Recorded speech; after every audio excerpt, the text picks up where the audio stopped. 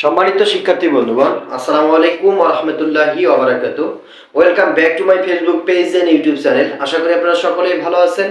আলহামদুলিল্লাহ, আমিও ভালো আছি।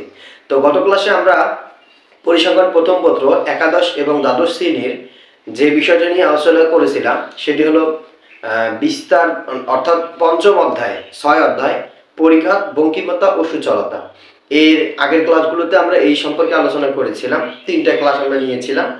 তো আজকে আমরা যে বিষয়টি জানবো এটা হলো পরিসংখ্যান প্রথম পত্র অধ্যায় 6। তাহলে আমরা দেখতে পাচ্ছি এখানে পরিসংখ্যান প্রথম পত্র একাদশ দ্বাদশ শ্রেণীর ক্ষেত্রে অধ্যায় 6 সংশ্লেষণ ও নির্ভরণ।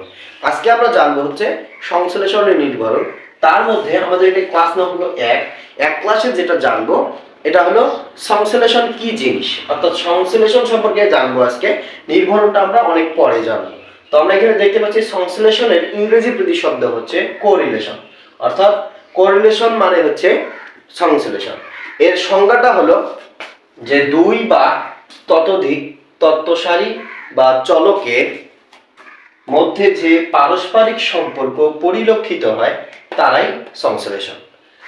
আমরা আবার পড়ি, দুই বা ততোধিক তত্ত্বসারি বা চলকের মধ্যে যে পারস্পরিক সম্পর্ক পরিলক্ষিত হয় তারাই সংশ্লেষণ। এরপর আমাদের দুজন বিজ্ঞানীর কিছু মতামত আছে এই সংশ্লেষণ সম্পর্কে।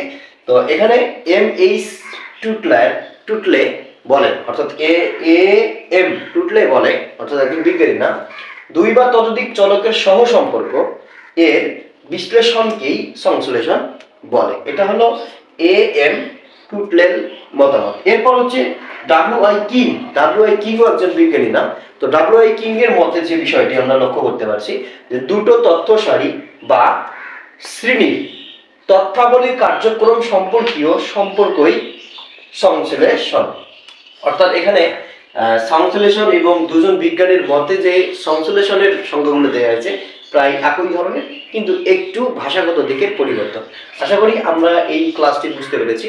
যদি ভালো লাগে অবশ্যই লাইক, কমেন্ট, শেয়ারের মাধ্যমে আমাদের পাশে থাকবেন। ভালো লাগে আমাদের চ্যানেলটি সাবস্ক্রাইব করবেন এবং আমাদের ফেসবুক পেজগুলো ফলো করবেন। আসসালামু আলাইকুম ওয়া রাহমাতুল্লাহি ওয়া বারাকাতুহু।